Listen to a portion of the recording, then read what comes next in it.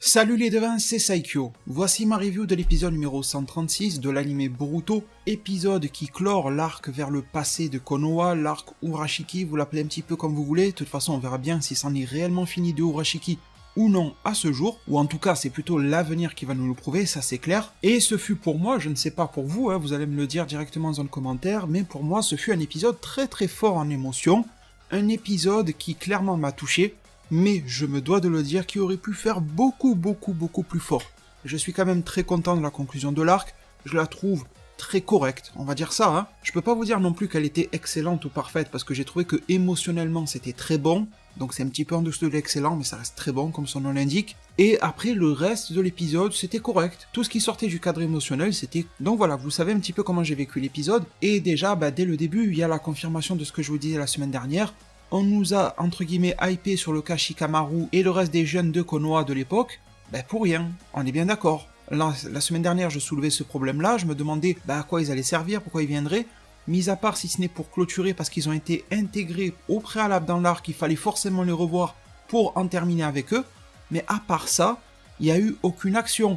La semaine dernière, on nous les a quand même teasés comme s'ils allaient agir dans le combat, comme quand Sasuke s'était entre guillemets fait enlever, et qu'on devait se battre contre divers sbires et tout ça tout au long du chemin. Et là, réellement, la team Shikamaru avait fait fort et était intervenue, ce qui s'était clôturé par un demi-échec, on va dire ça comme ça. Eh bien, on pensait qu'on allait avoir une redite de ça, mais en version plus courte, on l'a pas eu. On l'a pas eu, c'était prévisible qu'on ne l'aurait pas, parce qu'on savait que ça terminerait vers le 135-136, et au final, ça se résout ici, en queue de poisson, parce que c'est cool de les revoir, voilà, mais ça n'a servi à rien, ça a été mal fait. Ça sera le plus gros point noir de l'épisode. Après, c'est que du bon. On a un début d'épisode assez cool, assez drôle, voilà, c'est de l'humour. Certains vont aimer, certains pas. Personnellement, je me serais attendu à autre chose, mais quand même j'ai bien aimé, j'ai rigolé. Le cas donc de Jiraiya, de Boruto et de Sasuke. J'ai bien aimé la phase où ils sont ensemble tous les trois, ça discute, et on sent qu'il y a ce rapprochement là et que Jiraiya n'est pas dupe du tout. Puis ensuite, il y a Sakura qui se ramène. Là, on s'attendait à la grosse confrontation, Sasuke bloque total, en même temps il a déjà fait beaucoup de mensonges depuis le début. Il se retrouve face à sa femme en version jeune, c'est aussi ça qu'il faut se rappeler. Et vous savez le caractère fort qu'a Sakura, même si je trouve qu'il a été gâché, ça je pourrais faire une vidéo sur ça, sur les femmes dans Boruto, je trouve qu'elles sont réellement gâchées. Mais malgré tout, je pense que psychologiquement, elle a relativement l'ascendant sur Sasuke quand il est là. Vous allez me dire, il est toujours en vadrouille. Mais bon, ce qui montre pourquoi il se rabaisse un petit peu, pourquoi il ne sait pas répondre, pourquoi il perd ses mots, ce qui mène Jiraiya à utiliser l'humour, le mensonge bien sûr, c'est un mensonge de finesse pour rigoler, et pour étouffer l'affaire parce que Jiraiya a concrètement compris, il a compris que trop en révéler à tout le monde causerait beaucoup de problèmes. Donc voilà, il se dévoue pour la tâche, il se met en hauteur par rapport à son livre, Le paradis du batifolage, c'est toujours drôle. À vous de voir et à vous de me dire dans un commentaire si vous avez trouvé ça drôle ou si vous attendiez à mieux, quelque chose de plus sérieux par rapport à Sakura, un Sasuke peut-être plus dans l'émotion, une Sakura au bord des larmes qui n'aurait pas forcément tout compris du propos de Sasuke, mais aurait été touchée et n'en aurait pas demandé plus. Vous voyez, on aurait pu jouer une autre carte. Celle qui a été proposée m'a convaincu, sans forcément avoir été la meilleure possible. Ensuite, dans cet épisode-là, avant d'en apprendre un petit peu plus sur la tortue qui permet à faire les voyages, on a la nouvelle rencontre et ultime rencontre entre Naruto enfant et Boruto enfant. Sasuke et Jiraiya vont se reparler une dernière fois. On comprend encore une fois que Jiraiya en savait vraiment beaucoup. Il le dit même à Sasuke, il dit « J'ai volontairement pas posé de questions, je t'ai volontairement sauvé auprès de Sakura, et maintenant fais-moi un truc à la Man in Black, efface ma mémoire, parce que le fait de savoir l'issue du voyage, c'est pas très bon. » Donc déjà là, j'étais réellement teasé sur le fait qu'il était à 99% sur Jiraiya, du fait que c'était Sasuke, et pourquoi pas une descendance certaine de Naruto en Boruto. Chose qui a été confirmée, et ça a été là pour moi le pic de l'émotion, je vous le cache pas. Alors j'ai pas pleuré, mais franchement j'étais vraiment très ému, au moment où Sasuke dit « Je vais utiliser ma technique », voilà, il parlait encore en code, pour vous effacer la mémoire. Là ça sort le Sharingan, tu vois Naruto qui est très surpris, ce qui est logique, et tu vois en Jiraiya une image, un plan, même je vous en parle, j'ai les frissons, un plan a suffi pour montrer cette satisfaction, cette compréhension, ce soulagement de Jiraiya, une sorte d'apaisement de son âme qui ne sera qu'éphémère, l'instant de quelques secondes, le temps de constater ce Sharingan, et d'avoir la théorie du Sasuke Uchiwa qui est confirmée. Et là, Jiraiya, en une fraction de seconde, il réalise tout. Si Sasuke est revenu pour sauver Konoha, c'est qu'il est redevenu gentil. C'est que Naruto ou Jiraiya ou autre, peu importe, mais quelqu'un a réussi à le ramener dans le droit chemin. S'il y a cette personne-là, ce jeune-là, Boruto, dont le chakra a pu même calmer Kyuubi, qui ressemble tellement à Naruto et qui est capable du Rasengan, c'est qu'il est forcément une descendance de Naruto. Jiraiya a compris le temps d'un instant qu'à un certain moment dans le futur, un futur assez lointain, il y a plus ou moins la paix, il y a quand même des emmerdements de parler au Otsutsuki, tout ça. Naruto et Kyuubi sont toujours convoités, mais malgré tout, il y a quelque chose qui s'est construit, qui s'est bâti. Alors certes, Jiraiya ne sait pas le bordel qui se passe en ce moment dans le manga, mais quand même, c'était beau. C'était vraiment le pic émotionnel de l'épisode, je l'ai trouvé ici. Je l'ai retrouvé à la fin par rapport à la tombe de Jiraiya, je pense que vous aussi. On s'attendait à avoir une fulgurance de la part de Jiraiya, on l'a eu. Regardez Jiraiya, c'est absolument magnifique. Ensuite, il est venu le moment de transcender le temps, comme le dit le titre de l'épisode, et nous allons voir cette scène de voyage, là, avec ses effets lumineux assez cool, je trouve toujours. La fameuse tortue permettant de voyager dans le temps qui en révèle un petit peu plus sur elle. Le fait qu'elle n'a pas réellement de conscience, alors c'est un petit peu bizarre, parce que quand elle se réveille, qu'elle a dormi, parce que déjà il y a 2 minutes, elle était en train de taper une sieste, elle se réveille et dit « Ah, j'ai bien dormi ». Enfin, un objet n'est pas censé te dire « Ah, j'ai bien dormi », mais bref. Ensuite, il y a aussi cette libération un petit peu à la Dobby, du style « Je te donne l'ordre d'aller faire ce que tu veux », du coup il va aller le faire.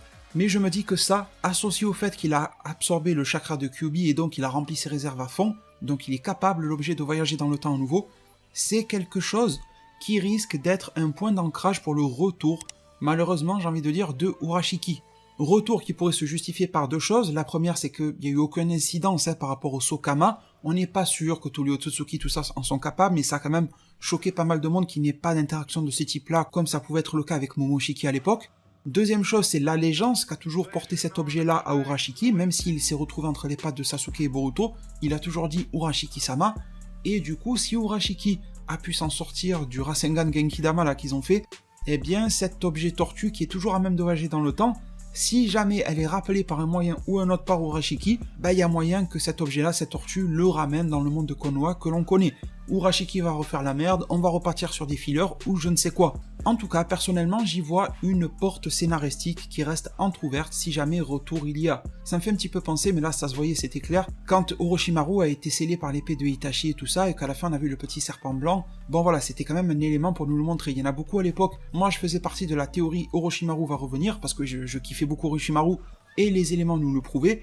Mais il y en a d'autres, des amis avec qui je discutais, c'était bien avant d'avoir YouTube, qui me disaient non, le serpent blanc c'est juste pour symboliser la défaite d'Orochimaru, quelque chose qui l'a accompagné tout au long de sa vie, sur la tombe de ses parents, tout ça. Voilà, le serpent blanc s'en va, tout comme Orochimaru s'en est allé. Bon, eh bien non, Orochimaru était bien revenu, donc je pense que cette tortue peut être aussi l'augure du retour d'Urashiki. Je dis pas qu'il va revenir dans 10 épisodes, peut-être dans 1 an, dans 2 ans, mais je pense qu'il va revenir. On verra bien.